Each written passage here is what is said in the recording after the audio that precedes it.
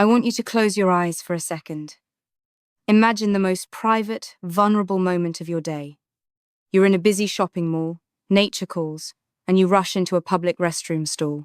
You sit down, you look up at the door, and your heart stops. Let me guess. The lock is broken? Worse. The door is made of glass, crystal clear, transparent glass. You can see the people washing their hands, and more importantly, they can see you. That sounds like a literal anxiety nightmare. That is the classic naked in public dream brought to life. Please tell me this is hypothetical. I wish it was, but this is actually a reality in a specific mall in China. They have installed bathroom stalls with transparent glass doors that only, and I emphasize only, turn opaque when you press a specific button. Wait, hold on. You have to manually activate your privacy? Exactly. The default setting is full visibility. That is bold. I mean, usually, technology tries to make our lives easier, not give us a heart attack. What is the logic here? Is it aesthetic? Minimalist design gone wrong? No, it's actually a security feature, believe it or not. It's designed to stop people from secretly smoking inside the stalls. The idea is that if you're using the stall for its intended purpose, you press the button, the glass fogs up, and you're safe. But if you're just loitering or sneaking a cigarette, you might not engage the system correctly, or perhaps the system is designed to discourage hiding entirely. That is a fascinating, albeit terrifying, example of behavioral design. It's weaponizing social embarrassment to enforce rules. Weaponizing embarrassment. That is the perfect way to put it. But think about the user experience here. You walk in, and there is just one button standing between you and total public humiliation.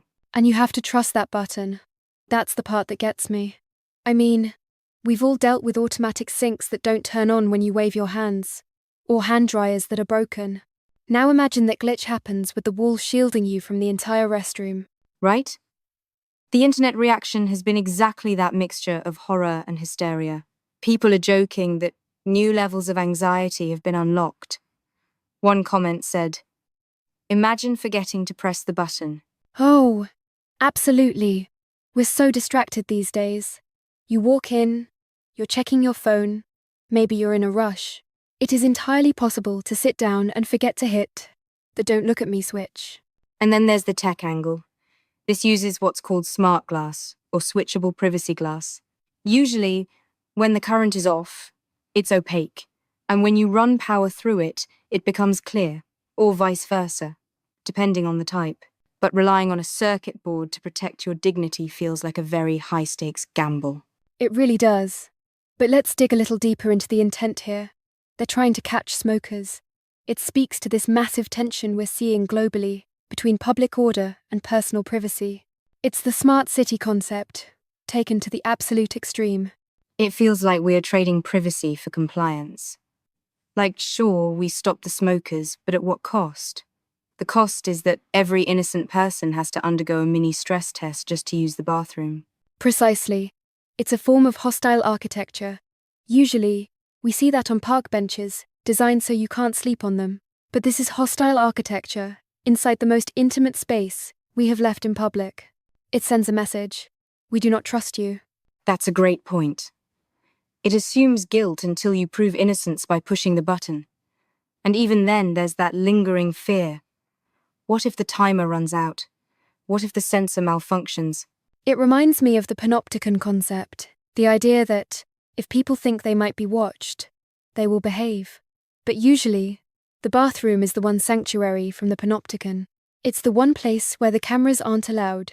This design essentially says, no, even here, the default state is transparency. Privacy is now a privilege you have to actively request. That is chilling when you frame it that way. Privacy as a requested privilege rather than a right. And the internet, while laughing about it, is also pointing out the creepiness. Some people are saying, even the bathrooms are watching you now. It's not an irrational fear. Once you introduce smart tech into a bathroom door, you open up questions about data. Is it tracking how long the door is opaque? Is it logging usage times? I know that sounds paranoid, but once you break that physical barrier of a solid wooden door, you change the psychology of the space. And let's talk about the practical side for a second. What about kids? Or the elderly? Oh, totally. A child might not understand the button. Or someone with a visual impairment might not find it easily. You could have a situation where someone is exposed simply because the design isn't inclusive. It prioritizes catching a rule breaker over the dignity of the average user. It's the classic sledgehammer to crack a nut scenario. Yes, smoking in bathrooms is annoying and a fire hazard. But is transparent glass the only solution? What happened to smoke detectors? Smoke detectors are reactive. This glass is preventive, it's psychological warfare. It's saying, don't even think about getting comfortable in here. It effectively turns the bathroom into a high-stress environment, which is ironically the opposite of what a restroom is supposed to be. It's interesting that you call it psychological warfare. It really highlights how technology is reshaping our social contracts. We used to rely on social norms, don't smoke in here because it's rude. Now we rely on enforcement through exposure. And that's the dangerous slippery slope. If we accept that our privacy can be toggled on and off by a system administrator or a button, where does it stop? Do we get transparent changing rooms next to prevent shoplifting? Don't give them ideas. But seriously, it forces us to ask, how much convenience or enforcement are we willing to accept before we say, enough? I think for most people, the line is drawn at the bathroom door. That should be the sacred boundary. When technology crosses that threshold, it stops being smart and starts being intrusive. So, the verdict seems to be clever engineering, terrible humanity. I'd sign off on that verdict. It's a solution that solves a small problem by creating a much larger, existential one. Well, it certainly makes you appreciate a good old-fashioned, dumb wooden door with a manual lock. Never took a deadbolt for granted. Until today. Exactly.